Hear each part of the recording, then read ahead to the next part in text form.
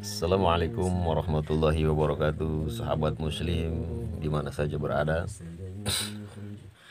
Beberapa waktu lalu ada yang bertanya kepada saya, bagaimanakah proses seseorang menjadi wali atau wali-wali Allah. Saya akan menjawab dengan versi saya, yang dimana versi ini yang memang sudah umum diketahui ya. Bismillahirrahmanirrahim. Seseorang itu menjadi wali dengan salah satu dari dua cara yang akan saya jelaskan nanti. Yang pertama, seseorang menjadi wali adalah dengan karunia Allah.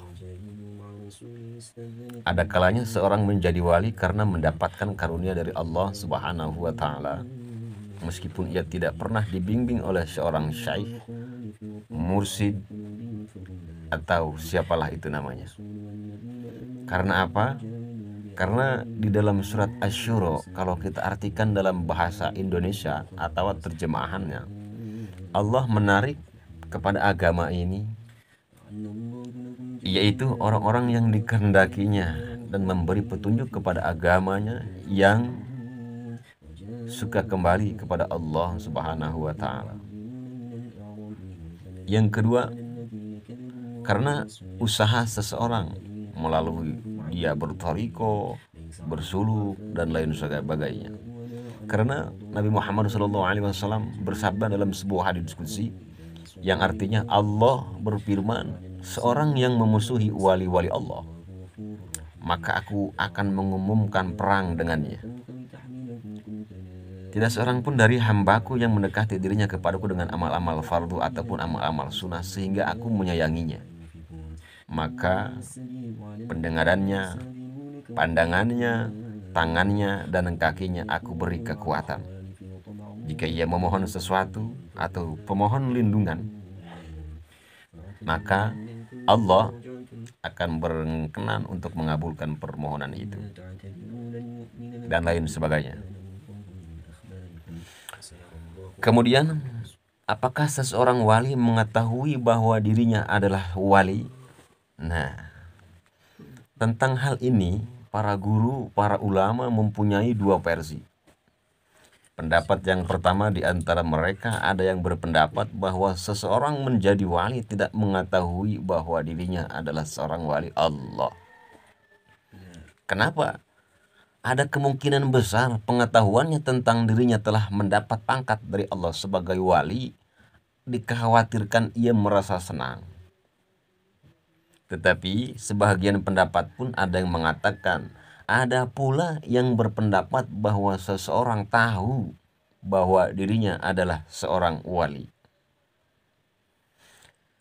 Dari pendapat yang telah saya paparkan, ini merajuk kepada sebuah fatwa, yaitu Syekh Al-Quraisy berkata, menurut kami tidak semua wali mengetahui bahwa dirinya seorang wali. Tetapi ada pula yang mengetahui bahwa dirinya adalah seorang wali ya. Ada yang tahu, ada yang tidak tahu. Seperti halnya Quraish Al-Qarni. Mereka Uwais Al-Qarni adalah seorang wali, cuman ia sendiri pun tidak mengetahui bahwa dirinya adalah seorang wali. Jika seseorang wali mengetahui bahwa dirinya seorang wali, maka pengetahuannya itu adalah sebahagian dari karomah yang sengaja diberikan oleh Allah Subhanahu wa Ta'ala. Ada sebuah cerita. Cerita ini sudah masyhur. Cerita tentang wali-wali Allah. Siapakah dia? Kriteria seorang wali ini adalah termasuk beliau telah melakukan sholat di atas air, yang ketika itu sebuah kapal yang syarat dengan muatan dan bersama 200 orang termasuk ahli perniagaan berlepas dari sebuah pelabuhan di Mesir. Apabila kapal itu berada di tengah lautan, maka datanglah peribut petir dengan ombak yang kuat, sehingga membuat kapal itu terombang-ambing ke kiri ke kanan, berjumpalit dan lain sebagainya, dan hampir saja tenggelam ketika itu. Berbagai usaha pun dibuat untuk mengalihkan kapal itu agar tidak tenggelam dihantam ombak. Namun apa yang terjadi? Semua usaha mereka sia-sia. Kesemua orang yang berada di atas kapal itu sangat cemas, khawatir tentang nasib mereka, apakah selamat atau tidak. Kemudian ketika semua orang berada dalam keadaan cemas, terdapat seorang laki-laki yang sedikit tidak merasa cemas. Dia kelihatan begitu tenang-tenang saja sambil berzikir kepada Allah. Allah, Allah, Allah. Apa yang dilakukan? Kemudian lelaki itu turun dari kapal yang sedang terumbang-ambing oleh hantaman badai. Kemudian ia turun ke laut dan berjalan dia di atas air dan mengerjakan sholat di atas air. Hebat. Kemudian ada dari beberapa orang pedagang yang bersama dia dalam kapal itu melihat lelaki yang berjalan di atas air itu berkata, "Wahai wali Allah, tolonglah kami. Janganlah tinggalkan kami." Kemudian lelaki yang telah mengerjakan sholat di atas air memandang ke arah kapal, memandang seseorang yang memanggilnya. Para peniaga itu memanggil lagi, "Wahai wali Allah," sambil menjulurkan tangan, "tolonglah kami jangan ditinggalkan." Kemudian lelaki itu menoleh ke arah orang yang memanggilnya dengan berkata, "Apa?" Seolah-olah lelaki itu tidak mengetahui apa-apa. Cepat cerita, peniaga itu berkata, "Wahai wali Allah, tidaklah kamu hendak mengambil berat tentang kapal yang hampir tenggelam ini?" Kemudian wali itu berkata, "Dekatkan dirimu kepada Allah." Kemudian para penumpang itu berkata, "Apa yang mesti kami buat, wahai wali Allah?" "Tinggalkan semua hartamu, maka jiwamu akan selamat." Kesemua mereka sanggup meninggalkan harta mereka asalkan jiwa mereka selamat. Kemudian mereka berkata, "Wahai wali Allah, kami akan membuang semua harta kami asalkan jiwa kami selamat." Kemudian wali itu pun berkata lagi, "Turunlah kamu semua ke atas air dengan membaca bismillah." Nah, ini yang paling keren. Kemudian serentak semua yang ada di dalam kapal membaca bismillah, bismillahirrahmanirrahim. Maka turunlah seorang demi seorang ke atas air dan berjalan menghampiri wali tersebut yang sedang duduk di atas air dan sambil berzikir. Kemudian tidak selang beberapa lama kemudian kapal mengandungi muatan beratus ribu ringgit itu pun tenggelam ke dasar laut. Habislah ke semua barang-barang perniagaan yang sangat mahal-mahal harganya itu, terbenam ke dasar laut dan samudra. Para penumpang itu tidak tahu apa yang hendak dibuat. Mereka berdiri di atas air sambil melihat kapal yang tenggelam itu. Mereka, salah seorang daripada pengusaha ataupun peniaga itu berkata lagi, "Siapakah kamu, wahai wali Allah?" Wali itu berkata, "Saya adalah Uwais al-Qarni." Peniaga itu berkata lagi, "Wahai Allah, wahai wali Allah, sesungguhnya di dalam kapal yang tenggelam itu terdapat harta fakir miskin Madinah yang dihantar oleh seorang jutawan Mesir." Kemudian wali Allah berkata, "Sekiranya Allah kembalikan semua hartamu, adakah kamu betul-betul akan membagikannya kepada orang-orang miskin Madinah?" Kemudian peniaga itu menjawab dengan kompaknya, "Betul, saya berjanji saya akan membagikan harta itu." Kemudian wali itu bertanya lagi, "Yang benar kamu menjawab. Apakah kalau harta itu betul ada, aku kembalikan kepadamu? Apakah engkau akan memberikannya kepada fakir-fakir miskin yang ada di Madinah? Jujur." Kemudian para peniaga itu berkata sambil menundukkan kepalanya, "Betul, wali Allah. Saya tidak akan menipu, wahai wali Allah. Saya akan membagikan harta tersebut kepada fakir-fakir miskin yang ada di sekitar Madinah." Setelah wali itu mendengar pengakuan dari peniaga itu, maka dia pun mengerjakan sholat 2 rakaat di atas air. Kemudian dia mohon kepada Allah Subhanahu wa Ta'ala agar kapal itu ditimbulkan kembali seperti sedia kala. Tidak berapa lama kemudian kapal itu timbul sedikit demi sedikit sehingga terapung ke atas air. Kesemua barang perniagaan dan lain sebagainya tetap seperti asal semula sebelum kapal tersebut tenggelam dan tidak berkurang satu peser pun.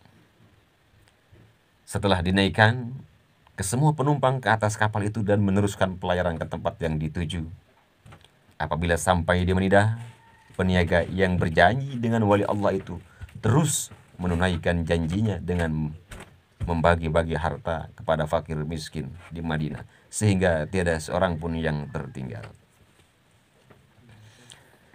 Adapun tentang tingkatan para wali, sedikit saya akan mencoba menjelaskan.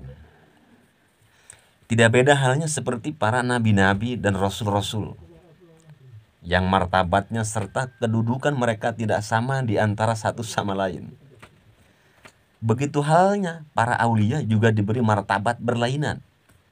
Di kalangan para anbiya dan rasul yang jumlahnya sangat ramai itu pun, nabi lebih dari 124.000. Rasul yaitu ada 315, ada yang mengatakan 313. Uang wajib diketahui hanya 25 orang saja, dari Nabi Adam, Idris, Nuh sampai Nabi Muhammad sallallahu alaihi wasallam.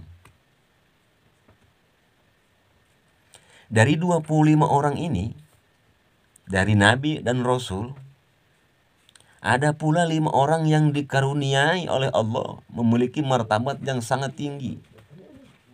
Ada yang dinamakan dengan ulul azmi, yaitu Nabi Muhammad SAW, Nabi Ibrahim, Nabi Musa, Nabi Isa, dan Nabi Nuh alaihissalam. Begitu juga halnya dengan para aulia Allah, mempunyai martabat yang berbeda-beda. Namun tidak ada siapa yang dapat mengenal pasti siapakah di antara para aulia tersebut yang paling tinggi martabatnya kecuali Allah Subhanahu wa ta'ala.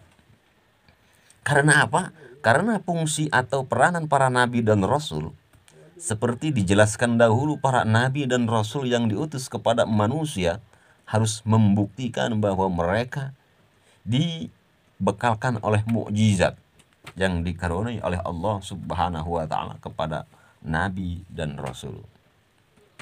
Tetapi para aulia tidak wajib membuktikan, tidak wajib memperlihatkan sebuah karunia yang berupa karomah sebagai bentuk karunia yang diberikan oleh Allah Subhanahu wa ta'ala kepada mereka. Bahkan para aulia dikehendaki merahasiakan kewalian mereka apabila martabat mereka kecuali dalam keadaan darurat atau terdesak saja. Sebab apa? Para aulia tidak dapat dikenal pasti yang lebih tinggi martabatnya daripada yang lain, sedangkan bilangan mereka sangat ramai dan banyak sekali. Mungkin di antara para pemirsa adalah salah satu dari wali-wali Allah Subhanahu wa ta'ala. Mungkin saya. Kemudian martabat para aulia itu dapat dikenal hanya melalui karomahnya saja. Sedangkan karomah mereka pun tidak wajib ditontonkan. Ketika ada seseorang yang seringkali memperlihatkan sebuah karomah, itu bukan wali Allah, melainkan wali setan. Kecuali jika terdesak saja maksudnya. Tingkatan para wali dapat dibahagikan kepada beberapa tingkatan sesuai dengan kedudukan mereka masing-masing di sisi Allah Subhanahu wa ta'ala. Di antara mereka ada yang terbatas jumlahnya di setiap masanya, tetapi ada pula yang tidak terbatas jumlahnya. Sehubungan dengan hal ini, siapakah itu? Syekh Muhyiddin Ibnu Arabi memberikan penjelasan tentang tingkatan dan pembahagiaan para wali seperti yang diterangkan dalam kitabnya Fathul Makkiyah kalau tidak salah. Pada bab ke-70, bab 73, yang diringkas oleh Syekh Al-Mawani dalam Muqaddimah Tobaqot Sughrohnya sebagai berikut. Pembagian wali Allah yang pertama adalah wali Al-Aqtab. Al-Aqtab berasal dari kata tunggal Al-Qutub, yang mempunyai arti penghulu dari salah. Dari sinilah kita dapat menyimpulkan bahwa Al-Aqtab adalah derajat kewalian yang tertinggi. Jumlah wali yang mempunyai derajat tersebut terbatas. Seorang saja untuk setiap masanya, hanya satu. seperti Abu Yazid Al-Bustami dan Ahmad Ibnu Harun Ar-Rasyid Asyid. Di antara mereka ada yang mempunyai kedudukan di bidang pemerintahan meskipun tingkat takarubnya juga mencapai derajat tinggi, seperti para Khulafaur Rasyidin, Al-Hasan Ibnu Ali, Muawiyah Ibnu Yazid, Umar Ibnu Abdul Aziz, dan Mutawakkil. Banyak. Yang kedua ada Al-Imah. Al-Aimah. Al-Aimah ini berasal dari kata tunggal imam, yang mempunyai arti pemimpin. Di setiap masanya hanya ada 2 orang saja yang dapat mencapai derajat Al-Aimah. Apa keistimewaannya? Keistimewaan ada di antara mereka yang pandangannya hanya tertumpu kepada alam malakut saja.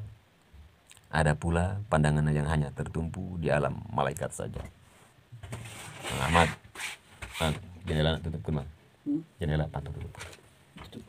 Pantau jendela. Sare. Kemudian ada juga Al-Autad. Al-Autad berasal dari kata tunggal Al-Watad, ya, yang mempunyai arti pasak atau paku bumi, ya. Yang memperoleh derajat Al-Autad hanya ada 4 orang saja di setiap masanya. Kemudian Al-Abdal. Al-Abdal itu berasal dari kata badal yang mempunyai arti menggantikan. Yang memperoleh derajat Al-Badal itu hanya ada 7 orang dalam setiap masanya. Setiap wali abdal ditugaskan oleh Allah Subhanahu wa taala menjaga satu wilayah di bumi ini. Dikatakan di bumi ini mempunyai 7 daerah katanya, dan setiap daerah dijaga oleh seorang wali abdal. Jika wali abdal ini meninggalkan tempatnya, maka ia akan digantikan oleh yang lain. Ada seorang yang bernama Abdul Majid bin Salamah pernah bertanya kepada seorang wali abdal yang bernama Mu'az bin Ashroh, amalan apa yang dikerjakan sampai ia menjadi seorang wali abdal? Jawab Mu'az bin Ashroh, apa? Para wali abdal mendapatkan derajat tersebut dengan 4 kebiasaan, yaitu sering lapar, gemar beribadah di malam hari, suka diam, dan mengasingkan diri. Itu 4 jenis wali yang bisa saya dapat jelaskan, ya. Untuk wali Nuqobah, wali An-Nujaba, kemudian wali Al-Hawariyun, termasuk wali Rajbiyun, akan saya jelaskan di sesi berikutnya, termasuk jenis wali Al-Khattamiyun. Sekian dari saya. Wassalamualaikum warahmatullahi wabarakatuh.